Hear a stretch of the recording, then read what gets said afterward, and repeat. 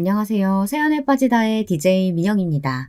오늘도 첫 번째 사연 시작하기 전에 구독과 좋아요 버튼 눌러주시고요. 그럼 오늘의 사연 함께 시작해 볼게요. 안녕하세요. 6개월 전 한국을 떠나 일본으로 건너온 30대 여성입니다. 도망치듯 이곳으로 온 이유는 딱 하나였어요. 제가 파혼을 했기 때문이죠. 파혼이란 말을 이렇게 직접적으로 한 것은 그날 이후로 처음인데요. 사실 남자친구와 헤어진 이유가 서로를 원망하고 미워하기 때문은 아니랍니다.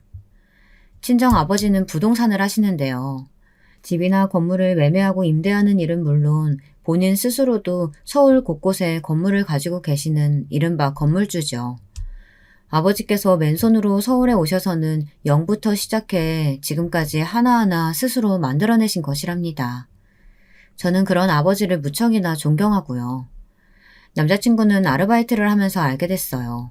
당시 저는 카페 아르바이트를 했었는데 마감 시간이 늦은 날이면 방향이 같다는 이유로 저를 집 근처까지 데려다 주었죠. 이야기도 잘 통하고 취미생활도 비슷해서 몇 번 밖에서 만나기도 했는데 그러다 서로에게 호감을 느끼게 되어서 연인 사이로 발전했답니다. 저희 가족들은 남자친구를 꽤나 일찍부터 알고 있었어요. 어떤 남자가 딸을 집 앞까지 데려다 주는데 관심이 당연히 가셨겠죠. 어디까지 알아보셨는지는 모르지만 성실하다고 남자친구를 엄청 마음에 들어 하셨답니다. 제 생각이기는 하지만 저희 집에는 딸만 둘이다 보니 남자친구의 듬직함이 더 마음에 드셨던 것은 아닐까 생각되네요. 남자친구는 건축 디자인을 전공했었는데 꽤나 유명한 선생님 밑에서 일하게 되었답니다. 저 역시 대형 여행사에 취직을 하게 되었고요. 둘은 취직 성공을 기뻐하며 3년만 죽어라 일하고는 꼭 결혼을 하자고 약속을 했었어요. 사회인으로서 자리를 잡고 나면 결혼식은 어떻게 할 것인지, 신혼여행은 어디로 갈 것인지, 그리고 신혼집은 어떻게 꾸밀 것인지 그런 이야기들을 하면서 결혼에 대한 나름의 꿈을 키워가고 있었죠. 그렇게나 단 꿈에 빠져 있었던 저희가 돌아올 수 없는 강을 건너게 된 것은 오로지 예비 시어머니의 등장과 함께 시작되었답니다. 남자친구는 재혼 가정에서 자랐는데요. 부모님이 이혼하시면서 아버지와 살았고 남자친구의 아버지께서는 몇 년 뒤 지금의 어머니를 만나 재혼을 하셨던 것이죠. 남자친구가 초등학교 들어갈 때의 일이라고 하는데 재혼 가정이라는 이야기를 듣지 않았더라면 전혀 모를 정도로 남자친구와 새어머니는 많이 닮으셨답니다. 게다가 둘이 얼마나 사이가 좋은지 질투가 날 지경이었어요. 하루는 남자친구와 영화를 보러 갔는데 제가 너무 보고 싶었던 영화를 이미 봤다고 하더라고요. 그것도 새어머니와 말이죠.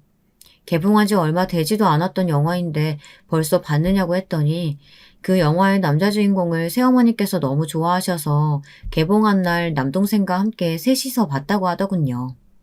이뿐만이 아니었어요. 맛집이라고 소개받아서 가면 꼭 새어머니가 좋아하시는 음식이라고 하면서 싸가던가 남동생이 평소 먹고 싶다고 노래를 불렀다고 하면서 챙기는데 정말 우애가 좋구나 싶었답니다. 남자친구에게 워낙 많은 이야기를 들어서 그런진 몰라도 가족들을 소개받을 때 그렇게 떨리지는 않았어요. 다들 좋은 분들이라서 반갑게 맞이해 주시기도 했고 우리 둘이 알아서 결혼식을 준비하고 싶다는 말을 했을 때도 흔쾌히 찬성해 주셨답니다.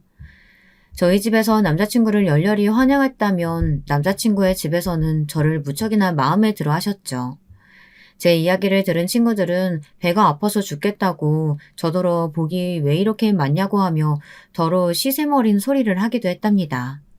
그만큼 저는 행복 가득한 순간들을 누리고 있었어요.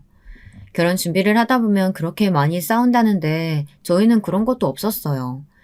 결혼식 자체를 소박하게 하자고 결정해서 그런지 선택할 것들이 그렇게 많지 않더라고요. 거기다 취향이 비슷하니 부딪힐 일도 없었죠. 이렇게 순탄하게 흘러가게 되는 것인가 하는 와중에 대형 폭탄이 터지고 말았습니다. 그날은 정말이지 잊을 수가 없답니다.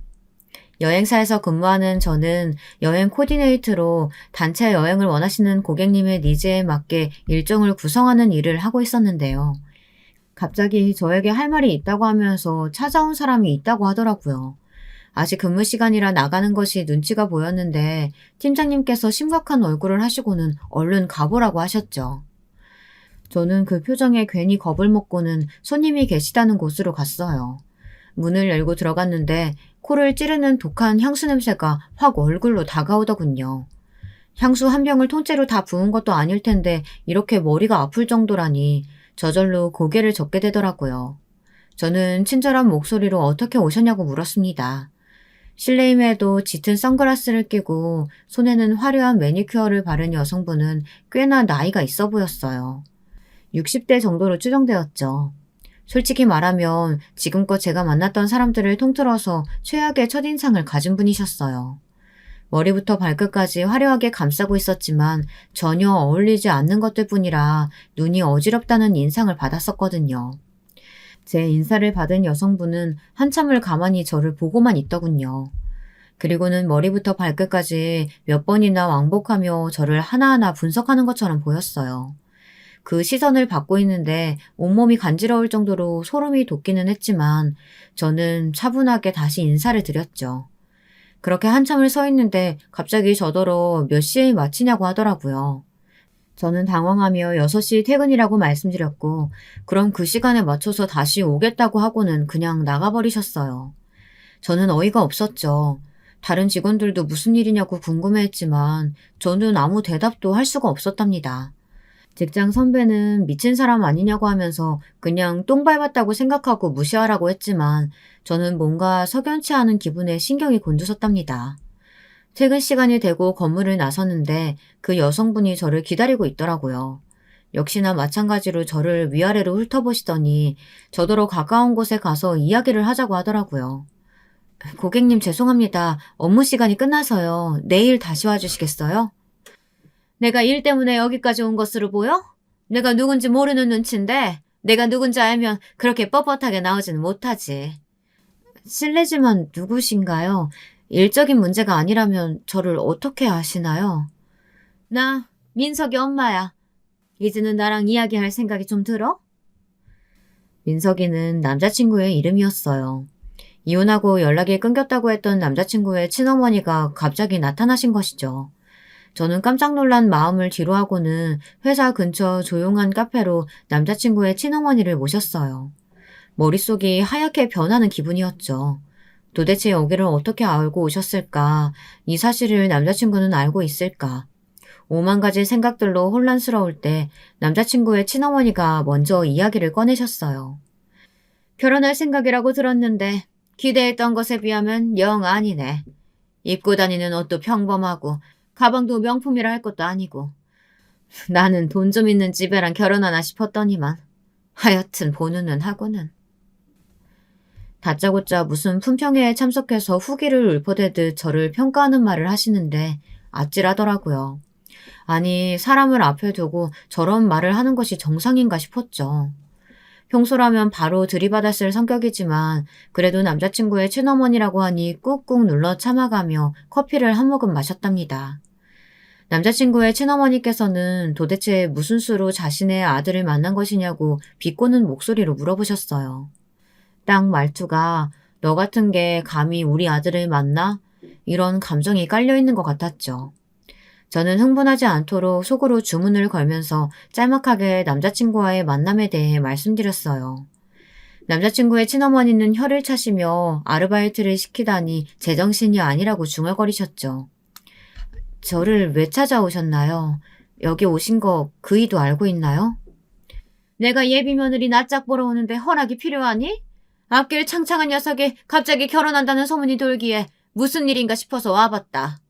너 애 생겼니? 우리 아들 앞에 엎어져서 애라도 가졌어? 그렇지 않고서는 무슨 결혼이야. 너랑 우리 아들이. 남자친구의 친어머니는 정말이지 뭐라 한마디로 표현할 수 없는 무지막지함으로 제게 막말을 하기 시작하셨어요. 과연 저 말이 초면인 사람에게 해도 되는 말인가 어이가 없었죠. 제가 예비 며느리가 맞든 아니든 상대방을 무시하는 말은 해서는 안 된다고 분명 배우셨을 텐데 지금 뭐 하시는 것인가 싶었어요.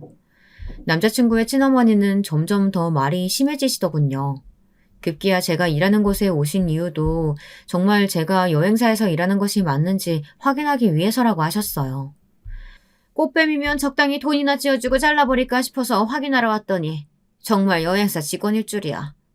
너는 직장도 있는 애가 술집 아가씨가 할 법한 꽃뱀 짓을 하면 부끄럽지도 않니? 저는 더 이상의 모욕은 참을 수가 없어서 바로 남자친구 친어머니를 똑바로 쳐다보고 대답했습니다. 글쎄요. 저야말로 제 앞에 계신 분이 남자친구의 친어머니가 맞는지 알아봐야 할 것 같은데요. 말씀하시는 것으로 봐서는 그이가 여사님 핏줄이라는 것이 믿어지지가 않아서요.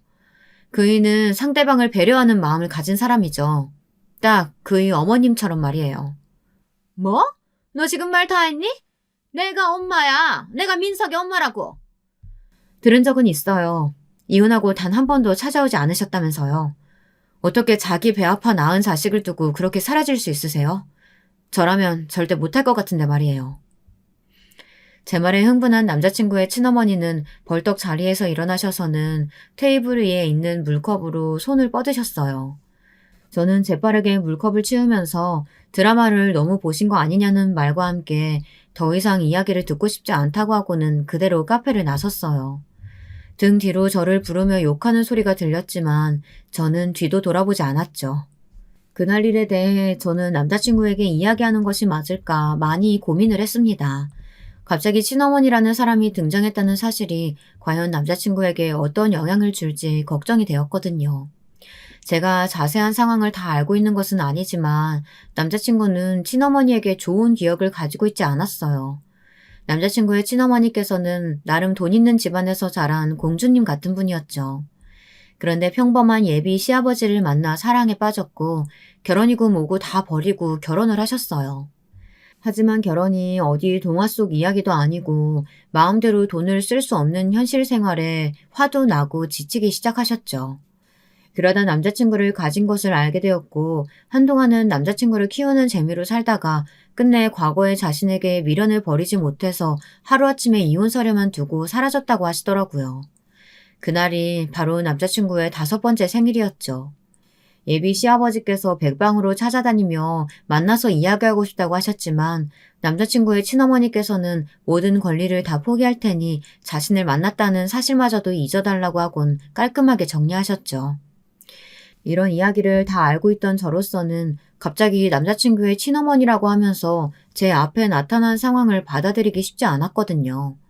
제가 이 정도인데 남자친구는 오죽할까 싶었죠. 그래도 숨기는 것은 아니다 싶어 솔직하게 모든 이야기를 했습니다. 남자친구는 제가 걱정했던 것 이상으로 충격을 받은 모습이었어요. 자신의 친어머니가 자신도 아니고 저를 찾아갔다는 것이 이해가 되지 않는다는 것 같았죠. 거기다 제가 받았던 모욕들까지 하나도 빠짐없이 다 이야기를 했었던 터라 저에 대한 미안함으로 고개를 들지도 못했어요. 저는 남자친구의 잘못도 아닌데 왜 나한테 미안해하냐며 다독였지만 이미 남자친구는 굳은 표정으로 입을 꾹 다물고 있었죠. 좋다고는 말 못하지만 그래도 자기 친어머니가 나타났잖아. 어쩌면 당신 아들이 어떤 여자랑 결혼하려고 하는가 싶어서 궁금해서 오셨을 수도 있고. 정말 궁금하셨다면 나한테 먼저 왔어야지. 너한테 갔었더라도 그런 말도 안 되는 소리는 하지 말았어야지. 맞아. 그건 자기 친어머니가 잘못하셨어. 나 엄청 기분 상했거든. 그런데 나도 똑같이 갚아줬으니까 괜찮아. 남자친구는 어떻게 괜찮을 수가 있겠냐며 저를 꼭 안아주었어요. 저는 남자친구의 친어머니가 이대로 물러설 것 같지는 않다고 판단했어요. 분명 제 앞에 나타난 것은 목적이 있었던 것이 분명했고 그 목적이 남자친구를 위한 것은 아닐 것이라고 확신이 들었죠. 그리고 그 확신은 정확하게 맞아떨어졌어요. 남자친구와 예물을 보러 가기로 한 날이었는데요. 갑자기 도면이 바뀌게 되었다면서 혼자서 먼저 보고 있으라고 연락을 받은 저는 여기저기 다니면서 남자친구와 제가 할 시계를 알아보고 있었어요. 반지와 시계를 예물로 하기로 했었거든요. 둘 다 시간이 소중한 사람이기 때문이기도 했지만 시계가 주는 의미가 좋아서 예물로 정했답니다. 한참을 집중해서 고르는데 갑자기 손이 쑥 나오더니 제가 보던 시계를 낚아채더라고요. 남자친구의 친어머니였죠. 물건 보는 눈은 어디 발바닥에 붙었어? 고작 이런 시계 가지고 뭘 하겠다고? 여기는 어떻게 알고 오셨어요? 그리고 무슨 상관이라고 참견이세요? 예물로 할 거면 적어도 돈 1,000만 원 되는 걸 해야지. 이런 싸구려를 예물이라고 한다는 게 말이 되니? 저는 남자친구 친어머니의 말을 무시하곤 깔끔해 보이는 것으로 미리 알아둔 사이즈를 말하며 주문을 부탁했어요. 남자친구 친어머니는 자기 말을 무시하는 것이냐며 짜증을 내셨지만 저는 투명인간 취급하며 그쪽으로는 고개도 돌리지 않았어요. 그때였어요. 보석상을 나서려는데 남자친구의 친어머니가 제 팔을 잡아당기더니 보석 반지 하나를 보여주시며 자기는 저걸로 하겠다고 하더라고요. 저는 어이가 없어서 본인이 하고 싶은 반지를 왜 저한테 말씀하시느냐고 물었어요. 너는 트렌드를 모르니? 요즘은 부모님한테 반지 하나씩은 선물한다는데. 하긴 너같이 보는 눈이 꽝인 애가 뭘 알겠어. 하나부터 열까지 다 가르쳐야 한다니. 정말 최악이다. 하여튼 나는 저 반지로 해. 만약 한다면 당신이 아니라 어머니께 해야겠죠. 만약 한다면 말이에요. 뭐? 이게 진짜 오늘 매운맛을 한번 봐야! 곧 남자친구 도착할 텐데 어디 그 이야기 그때 가서 다시 해보시죠. 제 말에 남자친구의 친어머니는 화들짝 놀라더니 나중에 다시 보자고 하면서 보석상을 뛰어나갔어요. 아직까지 남자친구를 만날 준비가 되어 있지는 않은 모양이었죠. 저는 제발 그만 좀 봤으면 좋겠다고 생각하며 보석상을 나섰답니다. 물론 저의 이런 소망은 말 그대로 희망사항으로 끝났지만요. 남자친구의 어머니는 더 큰 것을 준비했더라고요. 불행히도 그 큰 것은 상견례에서 터졌답니다.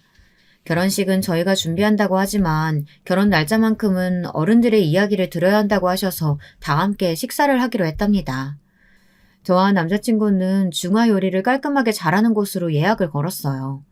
사실 그 가게는 친정아버지가 가지고 있는 여러 건물 중 하나로 아버지 지인이 운영하고 있는 곳이랍니다. 저도 양씨 아저씨라고 부르는 분이신데 제가 상견례 장소를 찾는다는 소리에 자기 가게로 오라고 해주셨죠. 웨이팅을 걸어도 3개월은 기다려야 한다고 알고 있었는데 무슨 수로 자리를 만드셨는지 바로 준비해 주시더라고요. 사돈이들 사이가 만난 자리라고는 믿기 어렵게도 저희 부모님과 남자친구의 부모님은 화기애애하게 대화를 나누셨어요. 마치 부부 동반 모임에 나오신 것처럼 네 분이서 이야기를 하시는데 저희가 끼어 들어갈 틈이 없더라고요. 그때였어요. 입구가 소란스럽더니 갑자기 문이 열리고는 남자친구의 친어머니가 등장했죠. 처음 만났던 것과는 전혀 다른 모습이었어요. 여전히 화려한 매니큐어와 독한 향수로 무장을 하셨지만 몸매가 드러날 정도로 딱 붙는 정장을 입은 모습이셨죠. 아마 여러분이 보셨다면 꼴불견이다 라고 하셨을지도 모르겠네요. 그 모습을 본 제 여동생은 눈이 썩어 들어가는 기분이었다라고 표현했거든요. 남자친구의 친어머니 등장으로 즐거웠던 분위기는 어디로 가고 없고 정막만 흘렀죠. 저희 부모님께서는 갑작스럽게 등장한 인물에 당황하시면서도 침착하게 누구시냐고 물었어요. 예비 시아버지께서는 급하게 남자친구의 친어머니 팔을 잡고 나가서 이야기하자고 하셨지만 남자친구의 친어머니는 끄떡도 하지 않으셨어요. 제가 누구냐고요? 여기 이 훤칠한 남자의 친어머니 되는 사람이죠. 즉, 제가 진짜 엄마라 이겁니다. 아니 상견례라고 하면서 진짜 어머니는 쏙 빼놓고 가짜랑 이야기하면 안 되죠. 누가 내 어머니야? 당신이? 당신이 무슨 자격으로? 당장 나가. 아들, 내가 얼마나 고생하면서 널 낳았는데 그렇게 말을 하니? 왜 여기 이 아가씨가 너한테 뭐라고 하디? 내가 찾아갔다고?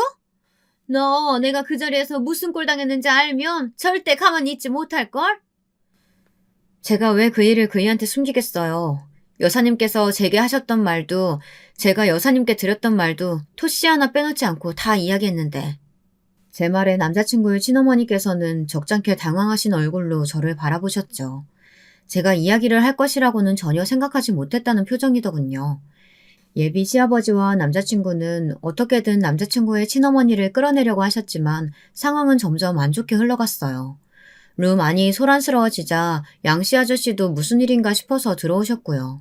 정말이지 개판도 이런 개판이 없었답니다. 이 소란을 정리한 것은 친정아버지셨어요.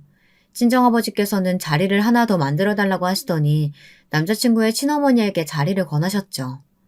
저는 그런 친정아버지께 그럴 필요 없다고 말씀드렸지만 친정아버지께서는 그래도 남자친구의 친어머니인데 문전박대하는 것은 아닌 것 같다고 하시며 하실 말씀이 있으신 것 같은데 해보시라고 하셨어요.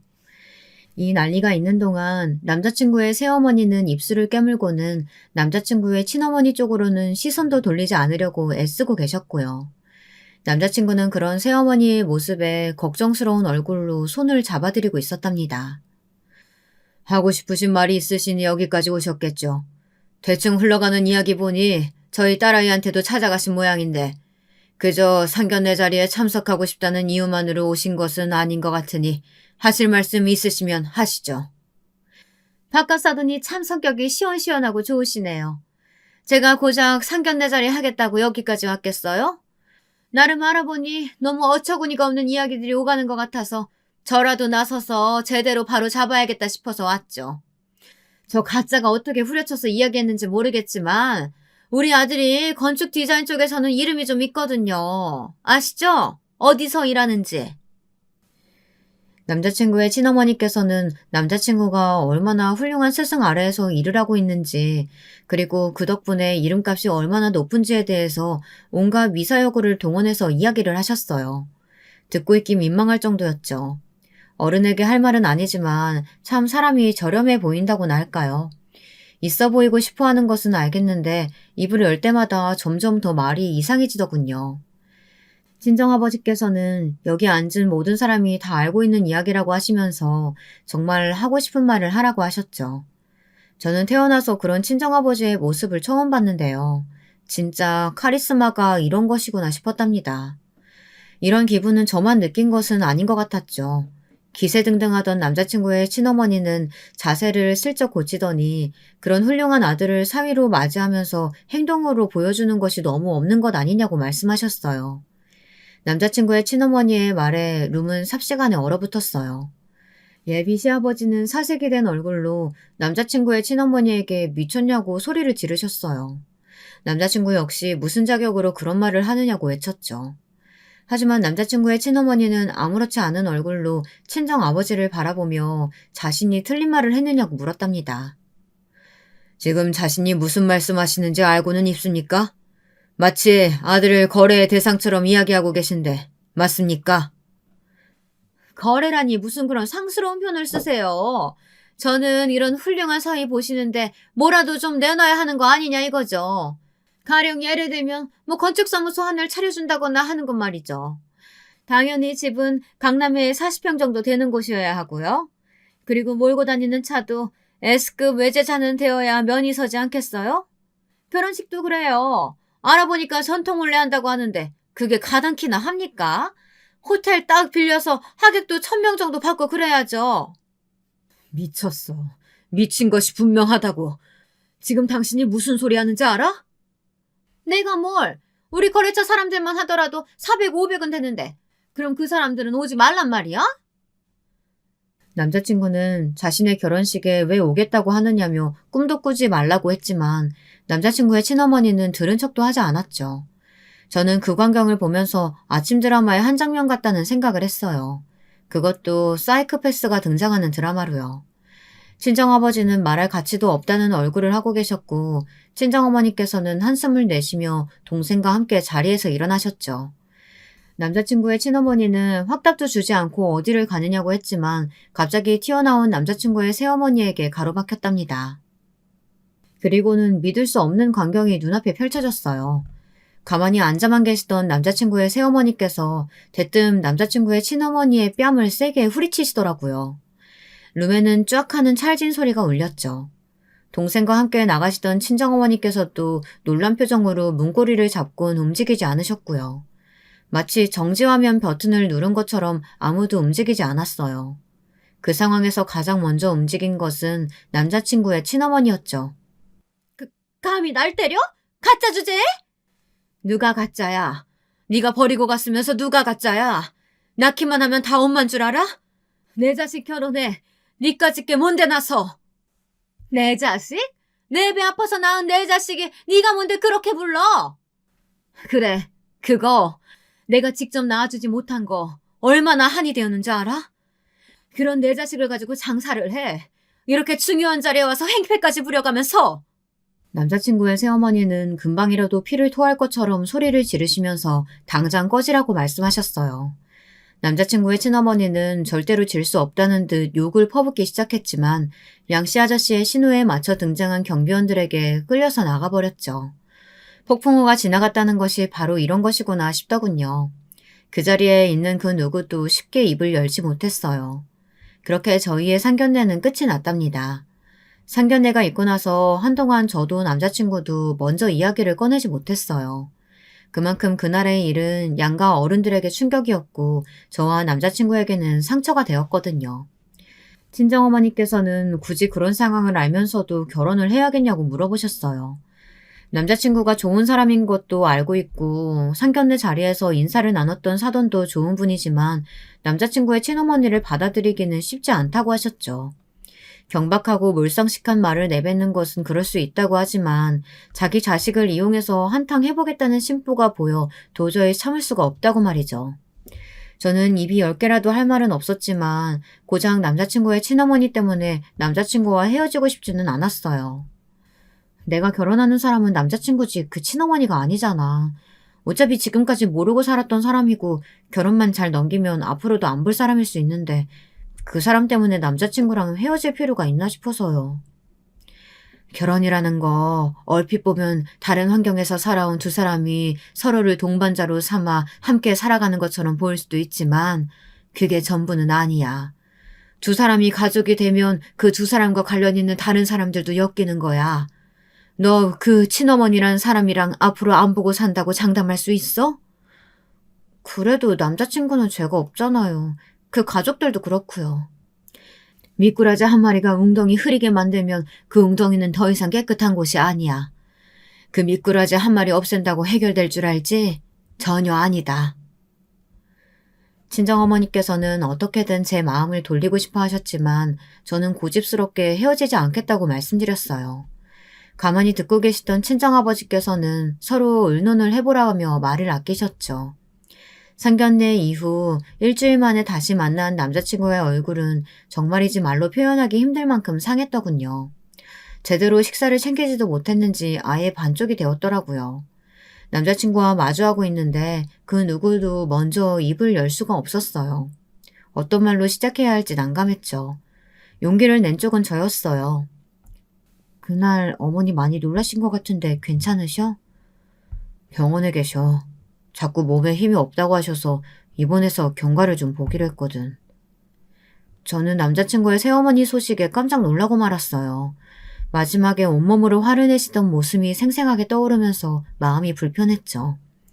남자친구는 결혼을 여기서 그만두는 것이 어떻겠느냐고 하더군요. 저는 무슨 소리를 하는 거냐고 소리를 높이고 싶었지만 애써 마음을 다스릴 뿐 천천히 물었어요. 나랑 헤어지고 싶어? 왜? 내가 싫어서? 내가 무슨 낯으로 너랑 결혼을 해.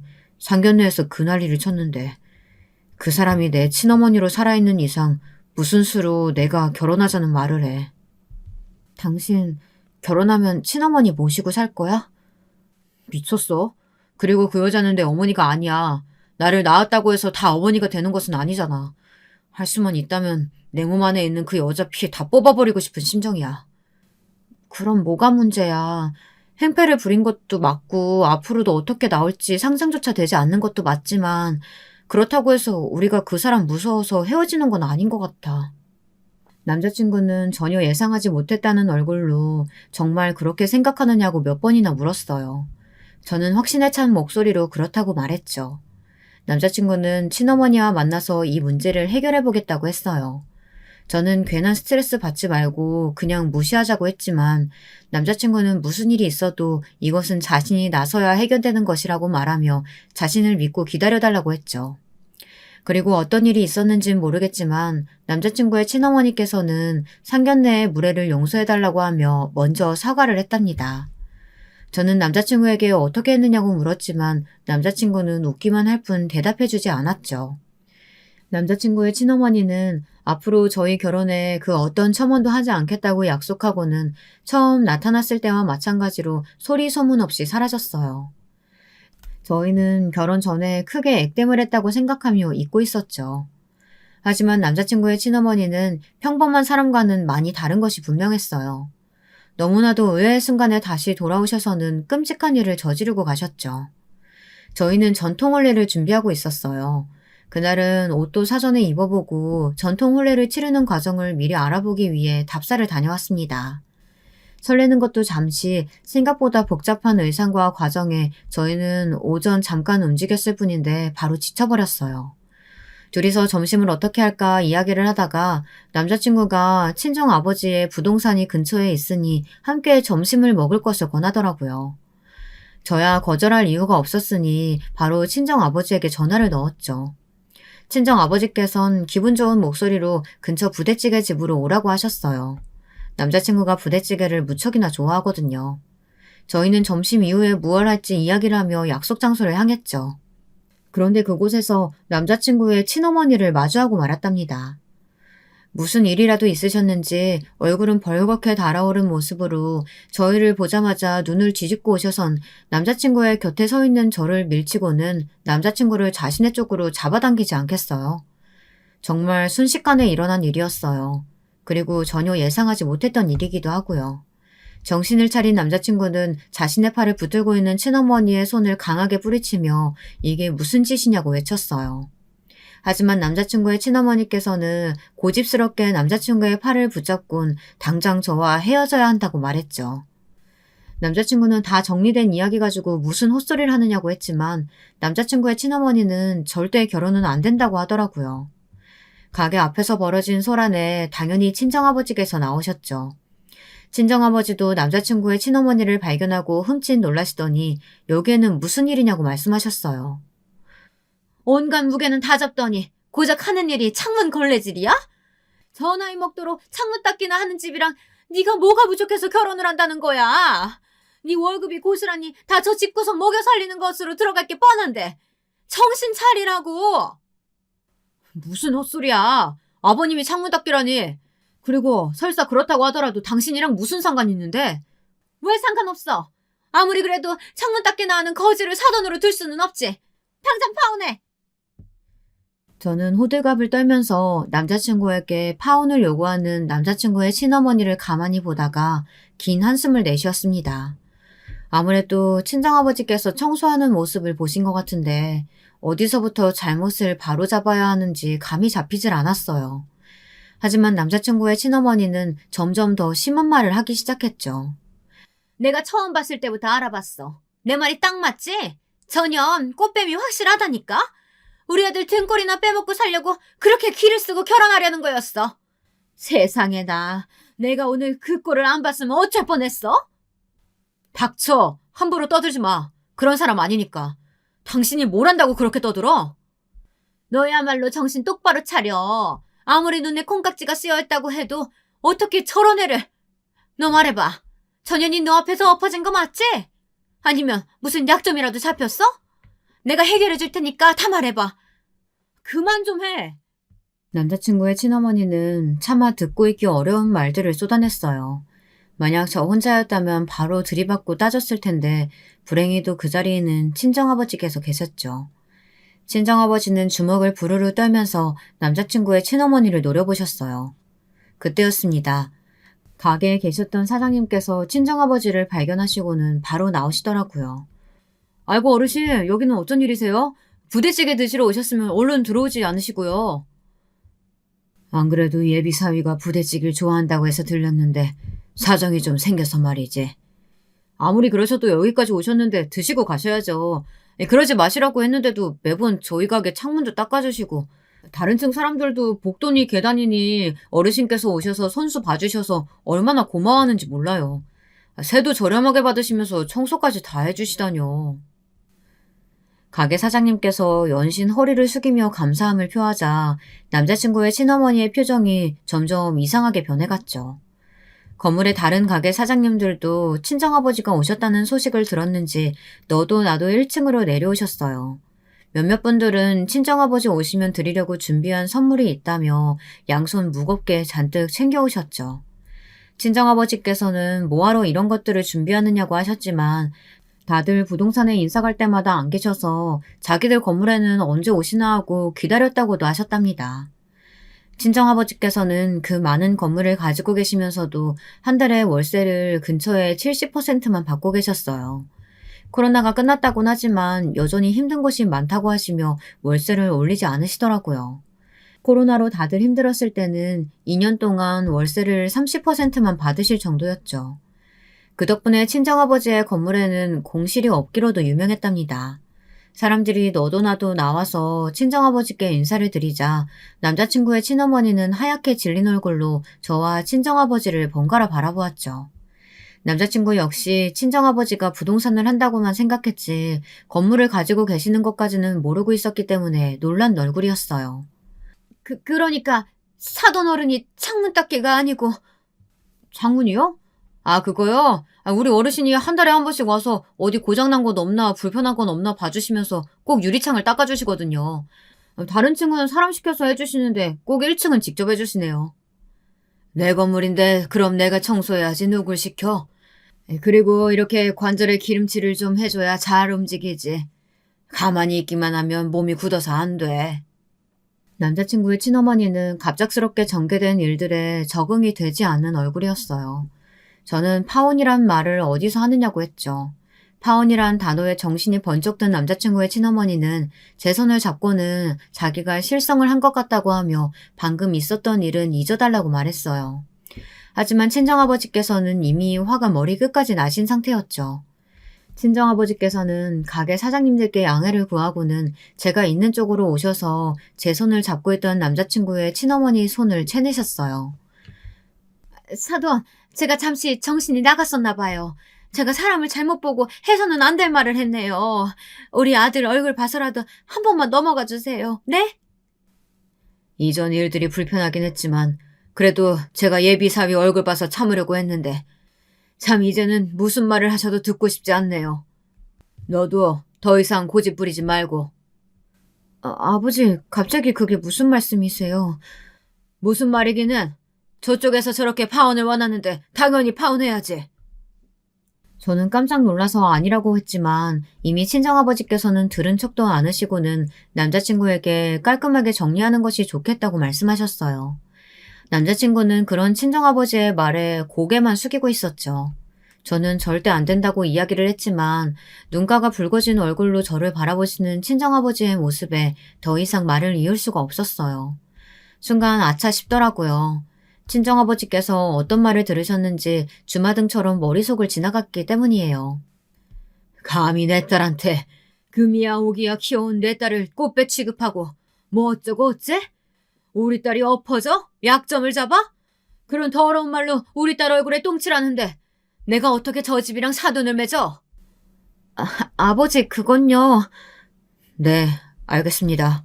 말씀대로 하겠습니다. 가만히 친정아버지의 말을 듣고 있던 남자친구는 고개를 끄덕였어요. 그러더니 길거리에서 친정아버지에게 큰절을 하고는 느릿한 걸음으로 돌아섰습니다. 저는 남자친구를 붙잡고 싶었지만 제 팔을 강하게 쥐고 있는 친정아버지 때문에 아무것도 할 수가 없었어요. 남자친구의 친어머니는 이렇게 끝낼 수 없다고 하며 제게 매달리기 시작했어요. 우리 아들 사랑하잖아, 안 그래? 너 우리 아들 사랑해서 무조건 결혼한다며. 그럼 그 많은 재산 다 우리 아들 몫으로 떨어지는 거 맞지?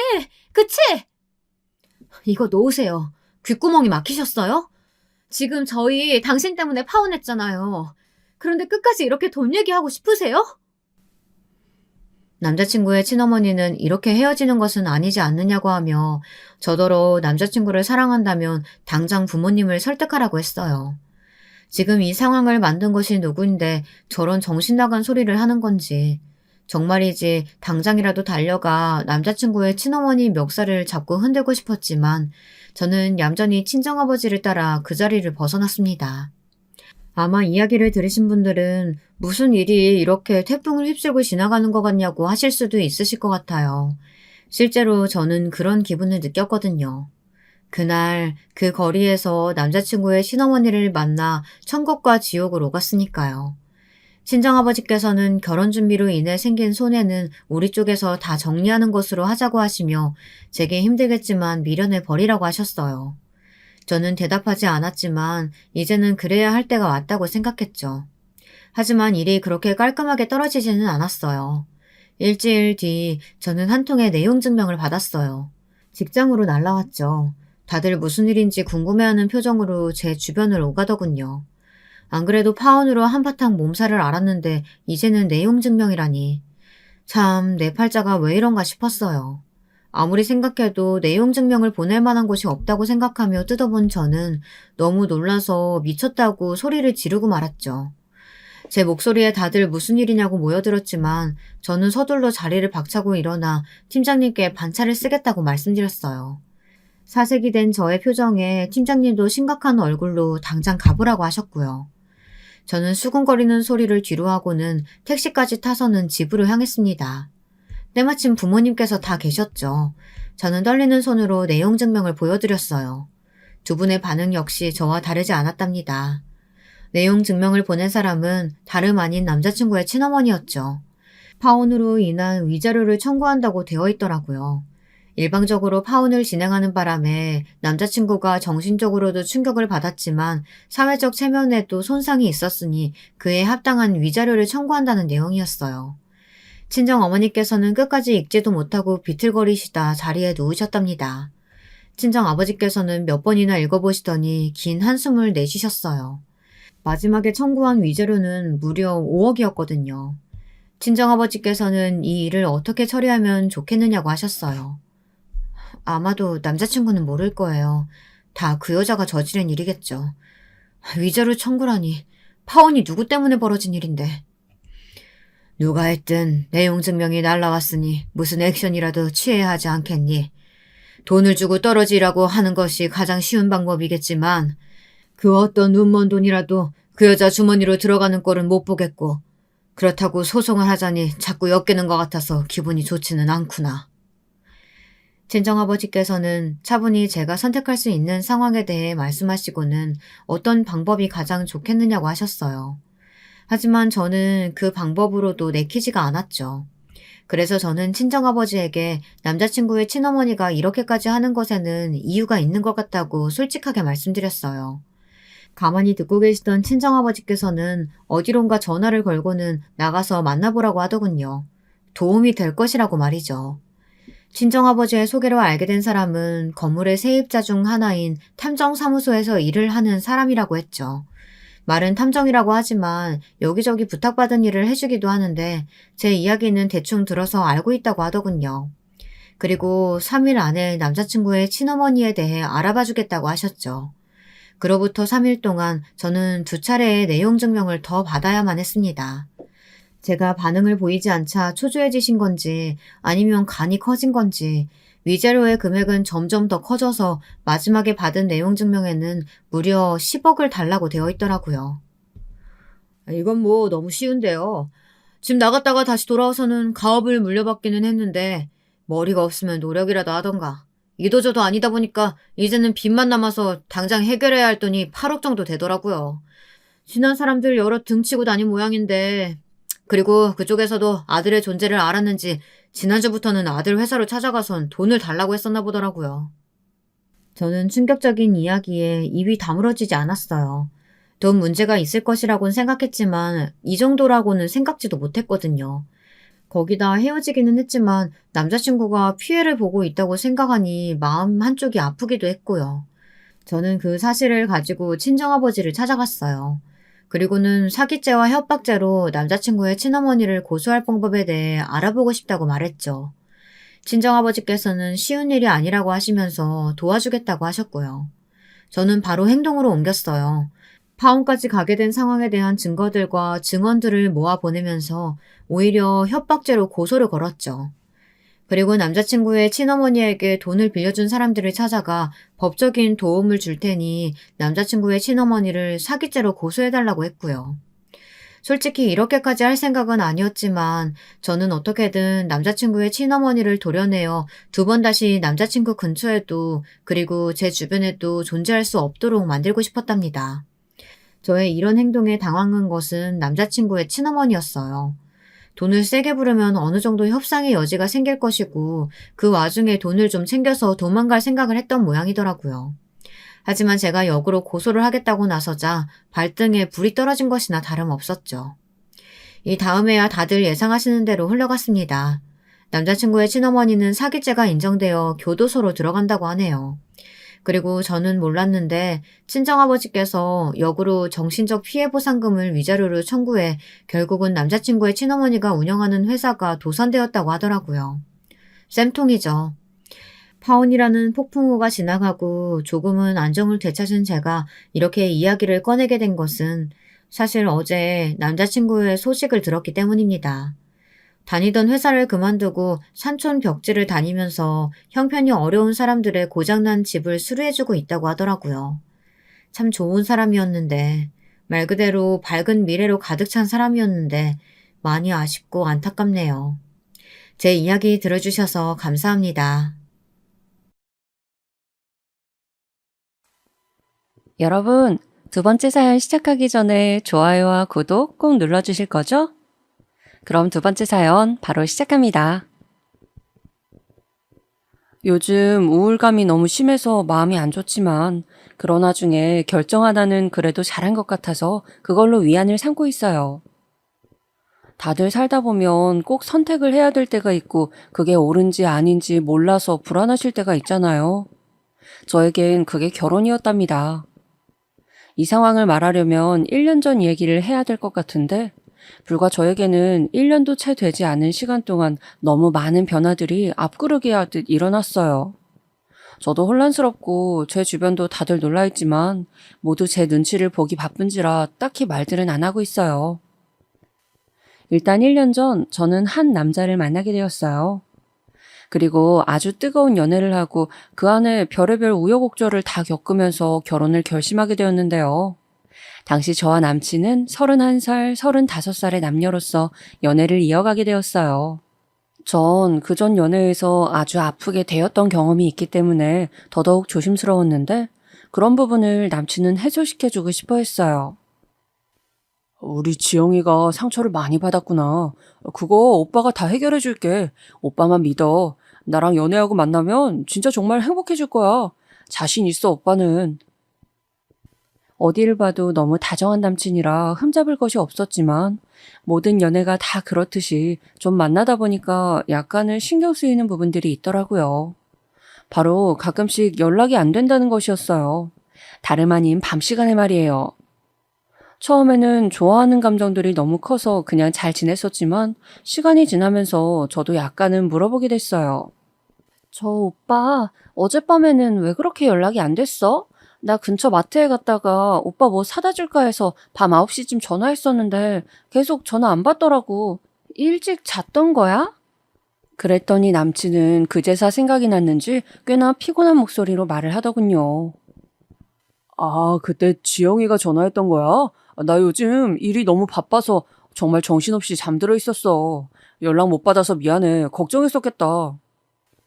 근데 또 이렇게 말을 들으니까 약간 머쓱한 게 초등학생 아들도 아니고 30대 중반을 넘은 남친이 연락 안 된다고 걱정하는 것도 좀 웃기잖아요.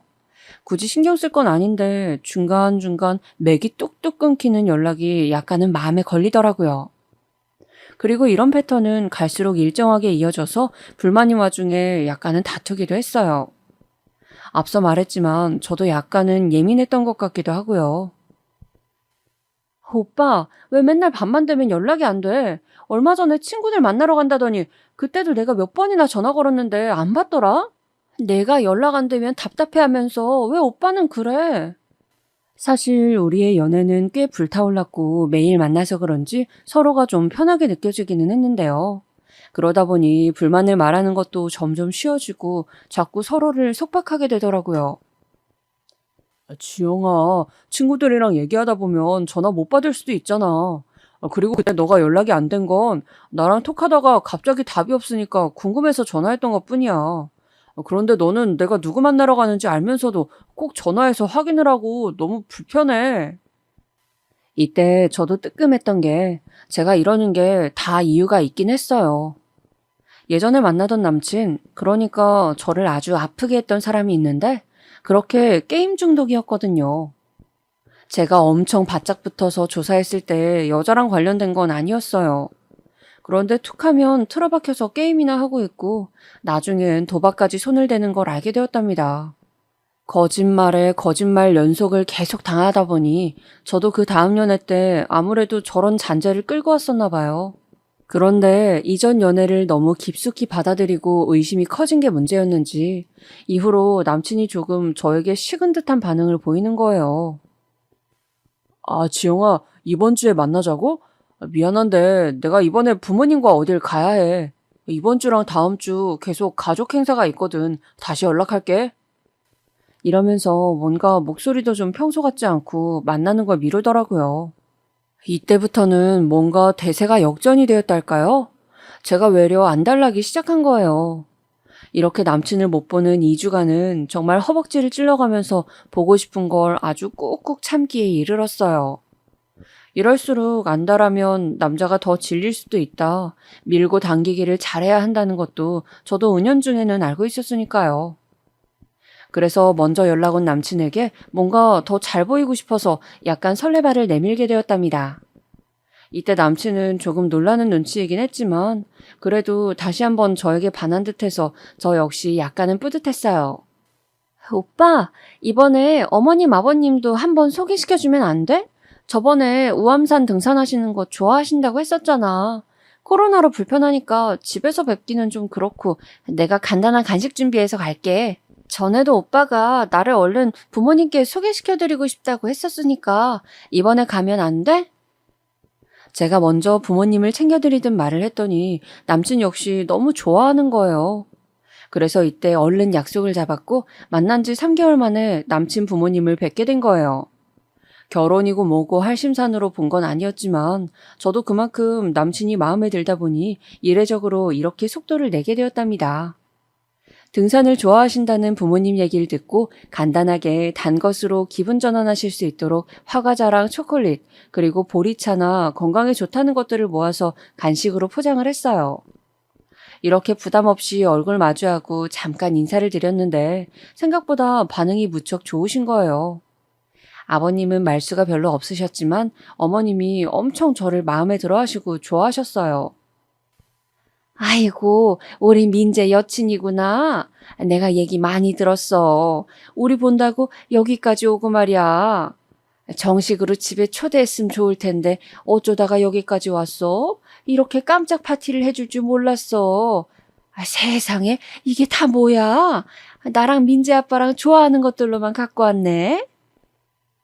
예쁘게 보자기에 싸서 가져간 간식 꾸러미들을 이렇게 좋아하시니 저도 어깨가 으쓱하고 이날 결국 얼떨결에 집까지 초대받아서 간단히 차를 마시고 돌아왔어요. 헤어지고 나니 이날 남친으로부터 아주 격렬한 칭찬 전화를 받게 되었고 여러모로 성공한 느낌이었답니다. 급기야는 글쎄 이날 한 번의 만남을 갖고 참 성급하게도 이런 얘기까지 나왔지 뭐예요. 지영아, 우리 아버지랑 어머니가 널 아주 마음에 들어 하셔. 젊은 아가씨가 아주 센스가 넘친다나? 나나 내 동생이나 둘 다 남자들이다 보니 늘 시커멓고 애교도 없고 그렇게 잘 지내지도 않거든. 그런데 지영이가 제대로 딸 노릇을 해줬다면서 너무 센스 있다고 좋아하시더라. 얼른 며느리 맡고 싶다고 하시는 거 있지? 이렇게 남친 입에서 먼저 결혼 뉘앙스를 뜻하는 말이 나오다뇨. 계속해서 아주 달콤하고 저를 설레게 하는 꿈 같은 말이 흘러나왔지 뭡니까? 사실 나는 지영이를 처음 봤을 때 결혼을 염두에 두고 있었거든. 요즘 안 그래도 너무 바빴는데 다들 직장에서 글쎄 장가 안 가냐고들 얘기를 하는 거야. 입사 동기들도 작년에 우르르 갔고 나도 결혼 생각이 있긴 했었어. 대충 만나고 말 거면 그때 그렇게 말 걸지도 않았을 거야. 혹시 지영이는 결혼 생각 해본 적 있어? 본인이 먼저 알아서 물어봐주니 당연 저는 고맙고 설렐 수밖에요. 주변을 봐도 결혼해줄 거는 확실히 남자한테 있더라고요. 남자들이 결혼을 밀고 나가지 않으면 여자가 아무리 5년, 10년 결혼 얘기를 해봤자 현실로 이어지지는 않은 것 같아요. 심지어 이런 얘기까지 듣게 되니 저도 머릿속에서 확확 진도를 나가게 되더군요. 부모님은 나보고 30대 중반을 넘기지 말라고 그보다 더 늦게 갈 생각이면 독립하라는 말까지 하셨었거든. 우리 집 근처에 집도 작게 얻어두고 부모님이 세를 주신 상태야. 내가 장남인데 여지껏 결혼 생각도 안 하고 여자도 안 만나고 있으니 너무 답답하셨나 봐. 자꾸 그런 식이면 저 집을 내 동생 먼저 준다는 둥 아주 협박을 엄청나게 하셨다니까. 얘기를 들어보니 남친은 이미 집이며 다 준비가 되어 있고 그냥 얼른 대상자만 만날 생각을 하고 있었더군요. 이후 조금은 생각해보겠다고 튕기기는 했지만 우리 집에 알리니 다들 놀라시는 분위기였답니다. 특히 엄마가 엄청 놀랐어요. 제가 연애하는지도 모르고 계셨거든요. 어머어머, 얘 좀 봐. 만나는 남자애가 있었어? 그런데 냅다 결혼까지 하자고? 뭘 얼마나 만났는데 벌써 결혼이야? 엄마 말도 맞기는 하지만 뭐 오래 만났다고 다들 결혼하는 것도 아니고 이 정도 서로 감정을 주고받았으면 괜찮지 않나 싶었어요. 아빠도 어느 정도는 동의하시는 분위기였고요. 우리 집에서는 제가 막내다 보니 부모님은 좀 더 오래 데리고 싶으셨지만 막상 시집갈 분위기가 되니 반대는 안 하시더군요. 그러다 보니 어느새 이야기가 속전속결로 이어지게 된 거예요. 만난 지 1년도 안 되었는데 결혼하는 흐름으로 가게 되었답니다. 바로 그 다음 달에 양가 상견례까지 어색한 분위기에서 마치게 되었고 그래도 각각 다들 인상은 좋다는 식으로 훈훈하게 마무리가 되었어요. 이후로는 식장을 잡고 혼수 가전 준비며 이것저것 관련된 모든 것들을 따지다 보니 진짜 바빠지더군요. 신경 쓸 게 너무 많은데 시간은 없고 저나 남친이나 둘 다 직장에 매여 있다 보니 어째 맨날 연락은 비슷한 주제로만 하게 되었어요. 저기 오빠, 아직 코로나로 해외 신혼여행은 무리겠지? 우리 그럼 제주도나 가야 할까 봐. 요즘은 제주도도 비싸더라. 이건 오빠가 좀 알아봐줘. 그리고 나는 가전으로 식기세척기랑 냉장고랑 로봇 청소기랑 하여간에 할 게 너무 많아. 이것도 고르는데 시간이 엄청 걸려. 이것도 내가 보내줄 테니까 오빠가 한번 같이 봐봐. 계속 이렇게 결혼을 위한 어떤 시스템 안에 들어가는 내용들만 건조하게 주고받게 되더군요. 그런데 더 최악의 상황이 있었으니 우리의 식장 투어에 어머니가 대뜸 끼셨다는 거예요. 나도 좀 가서 같이 보자. 이런 건 어른들 눈썰미도 중요한 거야. 사실 결혼식은 니들 손님 아니고 부모님들 손님이잖아. 사돈도 내가 대신 봐드리면 좋아하실 거다. 안 그러니 지영아? 이러면서 갑자기 아무런 연락도 없이 남친 차에 같이 타고 오신 거예요. 남친은 저한테 이런 말을 일체 하지도 않았거든요. 웨딩 플래너님도 우리 시어머니가 따라다니는 것을 약간은 별스럽게 여기시긴 하더군요. 어머, 이런 케이스가 있기는 한데 아까 보니 시모님 취향이 꽤 까다로우신 것 같던데요. 신부님 조금 고생하시겠어요. 제가 아무한테나 이런 말 하진 않아요. 이런 말을 들으니까 또 괜히 싱숭생숭한 거예요. 왜 어머니는 그렇게 덜컥 따라오신 건지, 또 왜 남친은 그런 얘기도 안 하고 어떤 중심도 안 잡아주는지 말이에요. 그러던 중 한창 시간을 쪼개어 식장을 알아보다 결정을 했고 웨딩 촬영일도 잡았는데요. 이때 저는 어머니에게 아주 기가 막힌 전화를 받게 되었어요. 저기 지영아, 우리 가족 사진 거기서 같이 찍으면 안 될까? 네가 좀 그 담당자한테 물어봐봐. 어? 네? 가족 사진이요? 저기 양가 가족 사진을 같이 찍자는 말씀이세요? 제 딴에는 당연히 가족 사진이라는 의미를 본인네만 지칭하신 건 아닐 테고 상견례도 했으니 새삼 양가 같이 찍자고 하시는 줄 알았어요. 우리 둘 촬영만 해도 신경 쓸 게 많은데 너무 머리 아픈 거예요. 그래서 난감해하는데 어머니의 답은 너무나도 의외였고 저를 약간은 짜증나게 하더군요. 아니, 무슨 말이야? 뭐하러 양가 가족 사진을 찍어, 어색하게. 당연히 우리 가족 사진이지.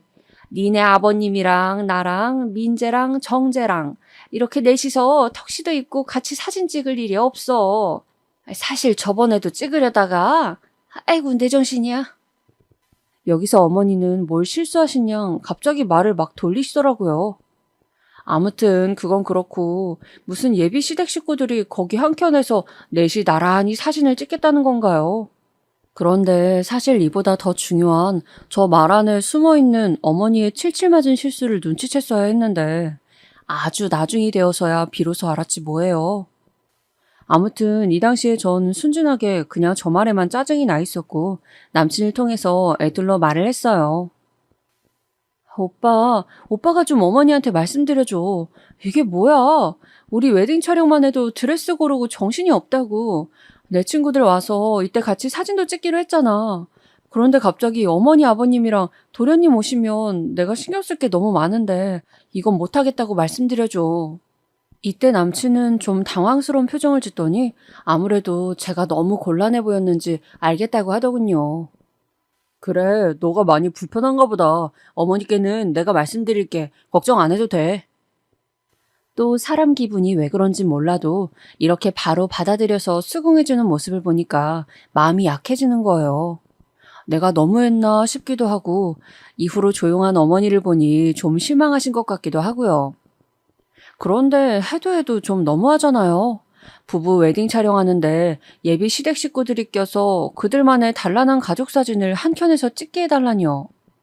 그러면 안 되는데 저도 이 부분에 대해서 엄마한테 말을 했어요. 엄마는 흥미롭게 들으시더니 점점 듣다가 어라 이것들 봐라 하는 반응을 보이시더군요. 아주 웃기고들 있네. 아니 결혼 날짜 잡고 얼굴 싹 바꾸는 건 무슨 시어머니들 만국 공통이야? 니네 언니네 시어머니도 그러더니 아니 왜 니네 시어머니까지 저 난리냐? 진짜 제정신들이긴 한 거야. 나는 뭐 처가살이 시킬 줄 몰라서 안 하는 줄 아나? 내가 네 언니 때 당했지만 너 때는 안 당해. 딸 시집 보내는 것도 경력 따라 대응하는 게 다른 거야.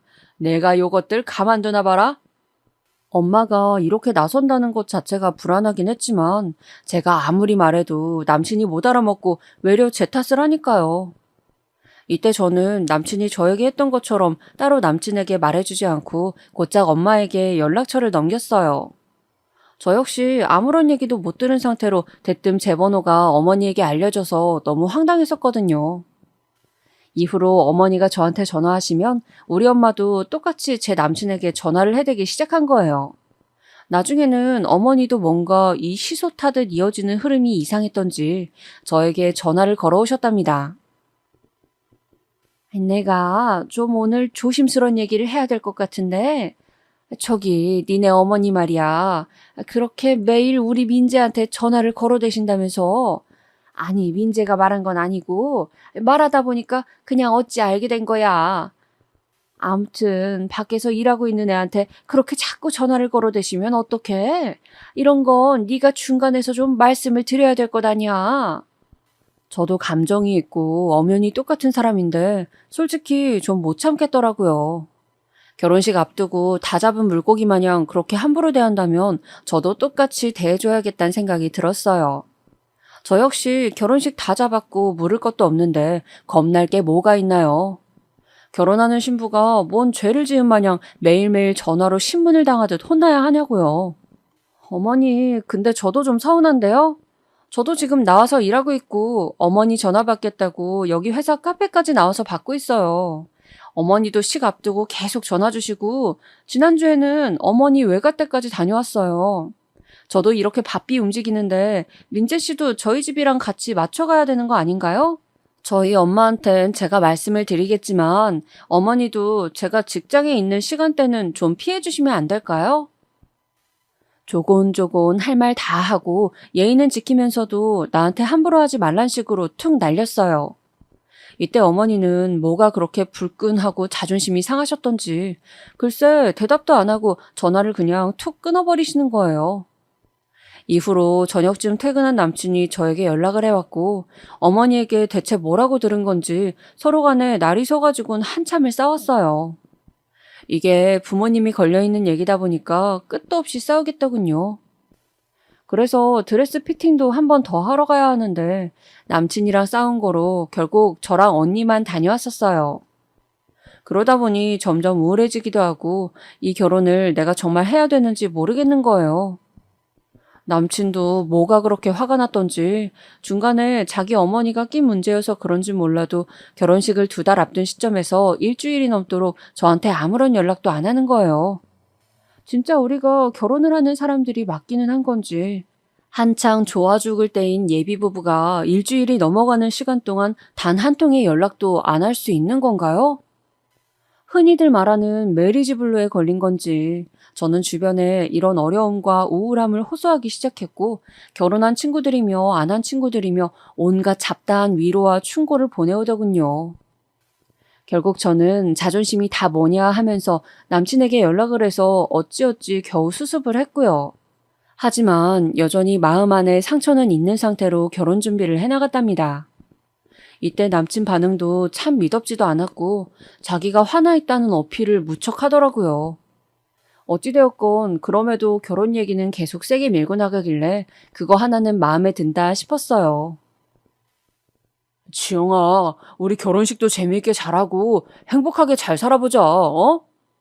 그나마 이런 부분에서 안심을 하게 해주니 저도 너무 많이 바라진 말자고 생각했어요.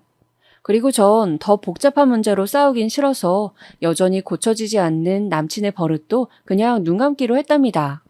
밤만 되면 9시쯤만 되면 연락 안 되고 끊어져 버리는 거 말이에요. 뭐 자기 입으로는 일찍 자버린다고 하는데 그것도 잘 모르겠더라고요. 나중에 가서는 이 당시에 이걸 제대로 확인할 걸 그랬나 싶기도 해요. 이때만 해도 저는 그것 하나만 빼면 다 순조롭게 가고 있다고 생각했는데 이게 제일 큰 걸림돌일지 누가 알았겠나요? 아무튼 결혼식을 앞두고 3주 전쯤엔 저는 지독한 다이어트를 통해 8kg을 감량한 상태였고 웨딩 촬영 때보다 훨씬 살이 더 빠져 있었어요. 이때 어쩔 수 없이 남친 집에 뭘 가져다 주러 갔다가 어머니를 만났는데 저를 아주 무슨 눈밖에 내신 양 쎄하게 말을 하시는 거예요. 어쩜 처음 봤을 때랑 인상이 이렇게 확연히 뒤집어질 수 있는 건가요? 그래, 지영이 왔니? 근데 너 너무 살 뺀 거 아니야? 애가 눈도 퀭하고 얼굴은 해골이 되어서는 그렇게 삐쩍 말라가지고 뭐 제대로 걸을 수나 있겠어? 좀 더 찌워야 될 것 같아. 얼굴이 원 너무 빈곤해 보인다. 한창 결혼 앞둔 신부한테 어쩜 저런 망언을 하시는 건지. 하여간 어머니는 마주쳤다 하면 시한폭탄처럼 제 화를 돋구시더군요. 근데 저도 저인 게 진짜 한마디도 안 지고 똑같이 말을 했어요. 그래도 살쪄서 드레스 못 입는 것보단 나을 것 같아서요. 지금 민재 오빠는 살 너무 많이 쪄서 턱시도도 안 맞고 웨딩 플래너님도 저보고 신랑 너무 쪘다고 걱정하시더라고요. 10kg이나 더 늘었다고 하는데 좀 관리해야 될 것 같아요. 오빠 호리호리하게 마른 거 보고 좋아했는데 지금은 너무 투실해졌더라고요. 밥 조금만 주셔도 될 것 같아요, 어머니. 어머니는 제가 이렇게 받아치기만 했다 하면 인상을 쓰시고 옆에 남친이 있건 말건 저한테 호되게 쏘아붙이시더군요. 얘는 어른 앞에서 못하는 말이 없어. 내 아들이야. 네가 뭔데 우리 아들을 갖고 어쩌네 하고 있어. 우리 아들만한 인물이 어디 있다고. 네가 100번 낳아봐라. 저런 아들을 어디서 만드나. 아쉽고 고가우면 데려가지 마라 너. 진짜 농담 아니고 장난치듯 말한 게 아니라 이렇게 진심으로 저한테 따진 것이라는 게 가장 놀랍지 않으신가요? 남친도 중간에서 이러지들 말라며 자리를 정리해주긴 했지만 어머니의 저런 모습을 계속 볼 생각을 하니 좀 아득한 거예요. 집에 와서 엄마한테 얘기를 해봤자 식 앞두고 더 싸움만 날 테고 진짜 머릿속이 복잡하더라고요. 그 누구에게도 티내지 못할 하물며 내 평생 반려자인 남친에게도 도무지 이런 우유부단한 마음을 풀지 못한 채 저는 결혼식을 맞이하게 되었어요. 그나마 전날 아주 꽁냥꽁냥하게 남친과 통화했고 우리 오래오래 행복하자는 간지러운 말을 하면서 전화를 끊긴 했지만요. 그 당시만 해도 저의 이런 우울한 감정이란 그냥 결혼 전 우울증이라는 메리지 블루에다가 예비 시어머니의 갑질이 조금 섞여 힘든 것이라고 생각했어요. 그런데 늘 웬만한 판단은 틀리던 제 인생에서 이런 감정들이 저에게 뭔가 신호라도 주려고 했었나 봐요. 지금 와서 돌아보니 이때 이 결혼식 당일날 찝찝한 기분이 괜한 게 아니었더군요. 식 당일이 되어 남친은 새벽부터 저를 데리러 왔고 저희는 오전 예식이니 이렇게 메이크업을 하러 식장으로 이동했답니다. 스드메 다 한 곳에서 해결한 것이고 웨딩 플래너님도 아주 마음에 들고 이런 건 참 무난하게 진행되었어요. 드레스 피팅까지 다 하고 전날 굶고 자서 한결 더 홀쭉해진 얼굴에 이제 메이크업이며 헤어까지 다 하려고 대기하고 있었어요. 플래너님이 소개해주신 여기 팀장님이 곧 오셨고 이분과 저는 단둘이 어색하긴 했지만 조금씩 변해가는 제 얼굴을 보며 약간은 설레기도 하더군요. 남친은 남친대로 담당해주는 분이 건너편 룸에 있었고 저는 저대로 여기 팀장님께 받게 되었는데 시시콜콜한 얘기를 하던 중 뭔가 좀 이상하다는 느낌을 받게 되었어요. 일생일대 단 한 번인 결혼식을 이렇게 그르치게 될 줄은 그동안 보통 영화나 어디 드라마에서 보고 혀를 쯧쯧하지 자기 일이라고 생각 안 하잖아요. 하여간 너무 얼얼한 상황에 놓이게 되었답니다. 일단 이건 그 팀장님이 한 말이에요. 신부님이 쌍꺼풀 없이 눈이 큰 편이네요. 속눈썹 붙이면 자연스레 생기면서 더 커질 것 같아요. 웨딩 촬영 때는 메이크업 어떻게 하셨어요? 이때 저는 정말 별 생각 없이 핸드폰을 꺼내어서 제 웨딩 촬영 때 사진을 찾아냈고 이러이러하게 했다고 보여드렸을 뿐이에요. 그런데 팀장님이 얼핏 보고 다시 작업을 하시려던 차에 잠깐 제 얼굴을 다시 보더니 핸드폰을 달라는 거예요. 왜 그러세요? 아니, 저기요. 잠깐만요. 어머, 웬일이야. 신랑이에요? 옆에 있는 사람이 신랑? 예비 신랑이에요? 오늘 결혼하시는 분이라고요? 네, 그런데 왜 그러시는 건지. 메이크업 담당 팀장님 반응이 너무 이상한 거예요. 왜 남의 신랑 갖고 이래저래 뭐라고 하는 건지. 그렇게 관심 가질 일도 아닌데 말이에요. 근데 이분은 들고 있던 메이크업 도구를 내려놓고 잠깐 허리를 짚더니 머리를 몇 번 쓸어 넘기면서 한숨을 쉬는 거예요. 마치 아주 기분 나쁘게 누가 보면 무슨 제 남친과 개인적으로 뭐 알기라도 한 것 마냥 아는 체 하듯 말이에요. 저기 왜 그러시는 거예요? 여기서부턴 저도 약간 기분이 나빠서 좀 쏘아붙이듯 말을 했어요. 이거 나중에 플래너님한테 항의라도 해야 하는 게 아닌가 싶었거든요. 대응이 뭔가 불편하게 느껴졌으니까요. 그런데 이윽고 다음에 들려온 말을 들은 뒤 항의를 해야 할 건 이 팀장님이나 웨딩업체가 아니라는 것을 알게 되었어요. 어떻게 이런 찝찝하고 불쾌한 얘기를, 아니 보통 난리도 아닌 이야기를 듣게 되었을까요? 처음 들었을 때는 저는 이 분노를 어디에 풀어야 할지 도통 그 주체를 찾을 수가 없었어요. 울컥하는 마음에 여기 팀장님한테 화를 냈다가 뒤이어 들어온 우리 친정 식구들을 보고 막 혼란스러웠다가 건너편에서 있는 남자친구한테도 풀 수가 없어 미치겠더라고요. 이 팀장님은 계속 본인도 말을 제대로 못 고르고 허둥지둥 대고 있었어요. 정말 너무 조심스러운 얘기인데, 저기 신부님, 제 얘기 잠깐만 들어보실래요? 아니, 내가 이렇게 나서도 되나? 이걸 어떡하지? 도대체 왜 그러시는 거예요? 뭐 할 말 있으시면 똑바로 하세요. 뭐 때문에 그러시는 건데요? 그랬더니 계속 몸을 비비꼬면서 쩔쩔매다가 제가 화낸 듯 말을 하니 결국은 말을 꺼내시는데 처음에 어디 다른 집 얘기를 하는 줄 알았어요. 이게 저랑 제 남친의 이야기라뇨. 그게요. 참, 이걸 어떻게 말을 해야 된담?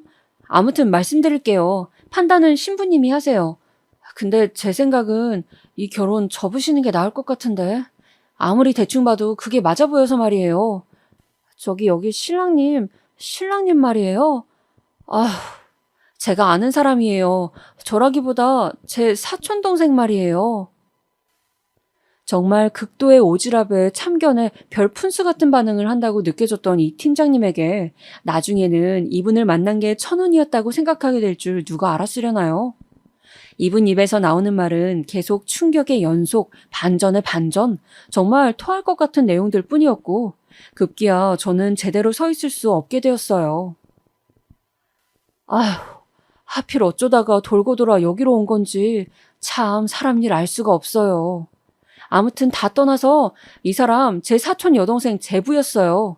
그러니까 결혼했었던 사람이라고요. 작년에 이혼하고 아주 스토커처럼 제 사촌 여동생한테 들러붙던 좀 무서운 인간이에요. 참 내가 미쳤지. 이런 얘기까진 안 해도 됐는데 어떻게 수습을 한담? 이렇게 말하는 와중에도 본인도 너무 혼란스러워하고 괜히 말했나 어쩌나 하면서 화장실 급한 사람처럼 옴짝달싹을 못하는 거예요. 이런 화제로 흘러가고 있으니 저도 멈출 수가 없어 닥달을 했고 제 남친에 대한 이야기를 더 당겨서 듣게 되었어요. 그게 뭐 이혼한 지 얼마 안 되기도 했고 둘 사이에 애도 없긴 한데 아무튼 시어머니가 장난이 아니었어요. 아니 신부님도 알지 않아요? 여기 시어머니 보통 아닐 텐데. 우리 여동생한테도 애기 못 갖는다고 얼마나 막말을 했는지 몰라요. 암튼 시어머니 등살에 못 이겨서 이혼한 건데 또 아들은 마음이 그렇지가 않은 거야. 이혼해놓고서도 내내 계속 연락해대고 집에 찾아오고 난리였어요. 근데 지금 이렇게 결혼을 한다고요? 신부님은 얼마나 만난 건데요? 와, 듣고 있으니까 진짜 미치고 한장을 하겠더라고요. 초반 몇 분간은 너무 바보 같은 얘기라서 그냥 남 얘기인 양 듣고 있었는데 인적 사항을 말하는 거나 우리 시어머니 얘기나 이분이 제 남친의 전부인이라고 하는 그 말도 안 되는 갑작스런 등장인물 사진을 보여주는 것 하며 그냥 다 꿈을 꾸는 것 같았어요. 그 좋은 날 아침에 이쪽으로 모든 일의 방향이 움직일 거라고 생각도 못했던 저는 그냥 뒤통수에 물을 뒤집어 쓴 듯 바보처럼 그분의 설명을 듣고 있었답니다. 너무 불쾌하고 찝찝하고 불안해 죽을 것 같으면서도 그분이 묻는 대로 답하다 보니 너무 어이가 없고 역겨운 퍼즐이 맞춰지는 거예요. 뭐 대체 언제 갔었는진 모르겠지만 남친은 늘 저에게 일이 바쁘다고 하고 못 만난다고 하고 특히 결혼을 앞두고 2, 3개월간은 더 그랬었어요. 어머니와 저와의 관계도 그냥 그럭저럭 넘기고 싶어 하고 제 딴은 고부 갈등이 피곤해서 그런가 보다 했던 거예요. 그런데 여기 팀장님 말로는 솔직히 듣기로 실감도 안 나고 어색한 그 전부인 제 남친이 유부남이었었다는 가정하에 그 전부인 말이에요. 그렇게 그 사람한테 찾아가서 다시 합치자는 둥 너 없인 안 된다는 둥 그런 말을 했다는 거예요. 이후로 온통 정신없는 이야기들만 쭉쭉 듣게 되었어요. 우리 유선이, 그러니까 전부인 말이에요. 아무튼 유선이가 얼마나 스트레스를 받았는지 몰라요. 시어머니한테 그렇게 뜯기고 기겁을 해서 이혼을 했는데 그 당시엔 그렇게 우유부단하던 인간이 이혼 후에 매달리니까 말이에요. 그리고 얼마나 스토커 같은지 직장부터 집까지 차로 몰래 따라온 적도 있어요. 이거 뭐 접근 금지를 시켜야 하는 건지 사설 경호원이라도 붙여야 하는 건지 싶었다니까요. 아니 그래놓고 뒤에서는 또 신부님 같은 이런 아가씨를 만나고 있었다는 거예요? 진짜 잘 헤어졌네. 정신병자가 따로 없지. 이게 뭐냐고요. 그 짧은 시간이 얼마나 숨죽인 듯 깊게 흘러가던지. 안 그래도 신부 측 준비 시간이 좀 길긴 하지만 그 시간 동안 저는 넋놓고 이분의 설명을 계속해서 듣고 있었어요. 본인도 괜히 초친 것 같아서 미안해했다가 하지만 이분 표현에 의하면 보통 악질이 아닌 전남편이라고 말하고 있으니 그런 사람이 오늘 내가 결혼할 예비 신랑이라니 다른 분들 같으면 한 번에 정리가 되시겠나요? 참 바보 같은 얘기긴 하지만 너무 어이없게도 저는 정말 이 사람이 맞냐며 사진도 보여줬고 그분도 주섬주섬 자기 사촌 여동생이 결혼할 때 사진을 SNS로 찾아내어 보여주더군요. 둘의 결혼 생활은 2, 3년 정도였다고 하고 희한하게도 그 기간 동안 아이는 없었다고 합니다. 게다가 그 전부인이란 여자분은 저랑 나이도 동갑이라나요? 이게 다른 상황이라면 받아들일 시간도 있었을 테고 뭔가 좀 여유가 있었겠지만 저는 결혼식 당일날이라는 아주 특수한 상태에 있었어요. 살면서 그다지 나쁜 짓을 한 것도 없는데 왜 하필 일생일 때 중요한 결혼식 날 이런 일을 마주치게 된 걸까요? 그나마 위안인지 동정인지 모를 듯한 소리를 그 팀장님이 해주시더군요. 참 기구하게도 저는 그 말에 소망을 걸어야 하는 제 입장이 너무 우스워서 어이가 없었어요. 그래도 혼인신고는 안 한 거죠? 그런 거 하기 전에라도 알아서 어디예요. 이상한 인연이면 끊고 언제든 당장이라도 지금이라도 멀리 도망쳐야 되는 거 아닐까요? 제 사촌 여동생은 신부님이랑 똑같은 나이인데 이혼녀 딱지로 많이 힘들어해요. 그런데다가 시원하게 뚝딱 인연이 끊어졌으면 또 몰라? 우리 이모 말로는 얼마 전까지만 해도 이전 사위가 집 앞에 찾아와서 그렇게 빌었다는 거예요. 다시 같이 살게 해달라고 그것도 징글징글해 죽겠는데 결혼 준비를 하고 있었다고요? 이거 원, 나도 어이가 없어서 우리 이모랑 여동생한테 말해줘야겠어요. 저는 여기까지 얘기가 끝난 이후 너무 머리가 아파서 드레스 피팅한 채로 어정쩡하게 앉아 있었어요. 봐주시는 이모님이 왔다 갔다 하시면서 의아해하는 사이 제 마음은 계속 그간의 남친의 반응들, 늘 뜨뜨미지근하고 날 진짜 좋아하긴 하는지 가끔 헷갈렸던 모습들, 이런 여러 가지가 스쳐가더군요.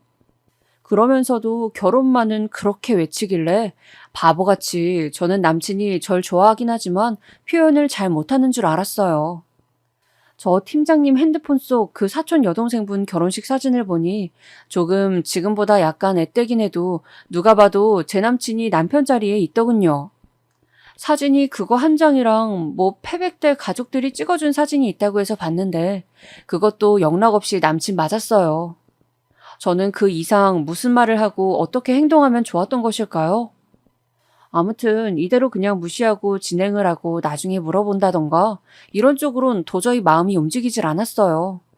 얼마나 소름이 돋고 기가 막히던지. 드레스만 일단 입어본 제 허여멀거한 팔뚝에서는 진짜 소름이 오소소 돋아나 있더라고요. 엄마랑 언니는 밖에 돌아다니고 있다가 들어왔는데 제가 도통 안정을 못 찾자 의아해했어요. 저는 구역질을 하듯 겨우 말을 뱉어 그들에게 내막을 말했고 엄마와 언니는 무슨 멍청한 장난을 치는 거냐며 처음엔 뭐라고 했어요.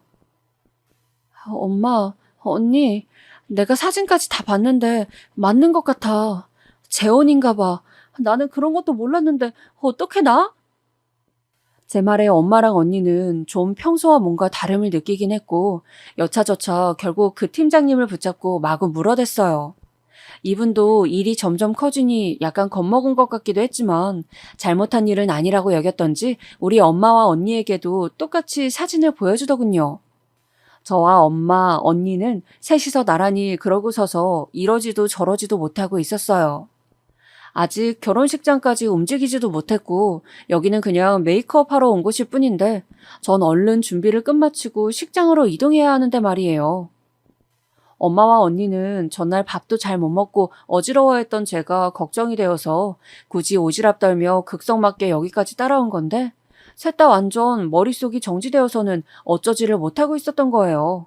일단 저는 평상복으로 갈아입고 그대로 나갔고 남친은 세팅을 다 끝낸 뒤라 새삼스러운 얼굴로 절 쳐다보는데 그게 얼마나 역겹고 혐오스럽게 느껴졌는지 몰라요.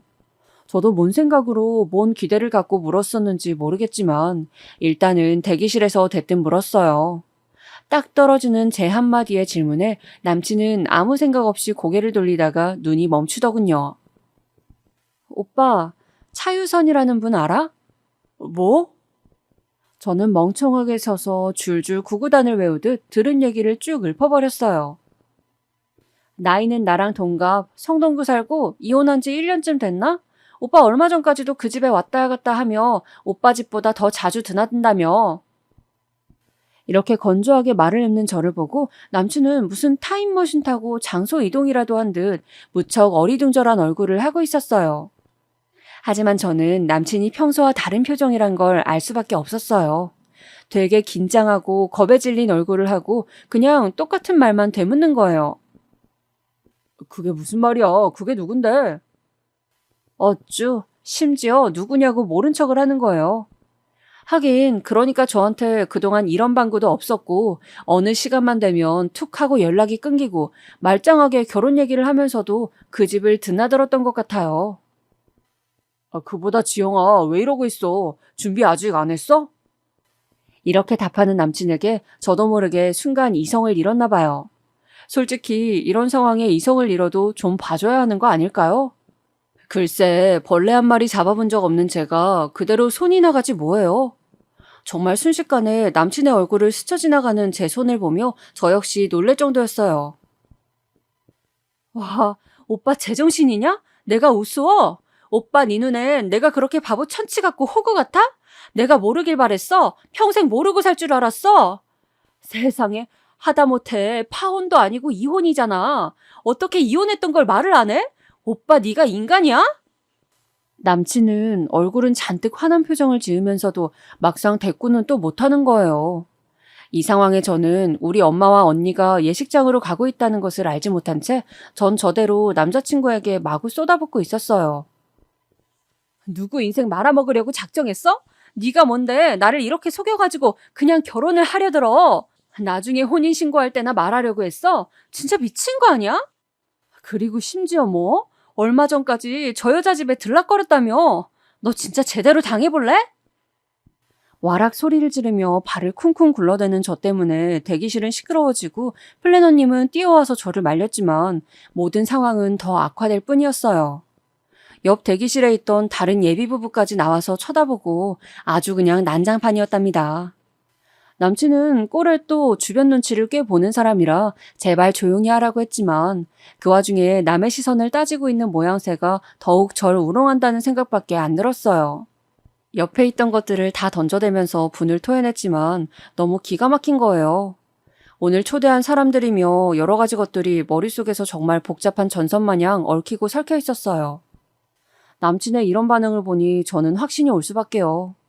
결혼식을 앞둔 신부가 신랑으로부터 사랑의 확신을 받아도 부족한 이런 날에 저는 이 인간이 다른 사람의 신랑이었으며 지금도 그 자리를 아쉬워한다는 확신을 가져야 한다니요. 심지어 이 인간 하는 말이 아주 웃기지도 않아요. 이런 심성과 본세를 갖고 있으니 끝까지 모르는 척 이혼남인 것도 숨기고 전 부인한테 질척거리고 있던 것도 숨기고 있었던 걸까요? 지영아, 일단 내가 설명을 할게. 너한테 얘기를 하려고 했어. 내가 왜 이걸 말을 안 하려고 했겠어.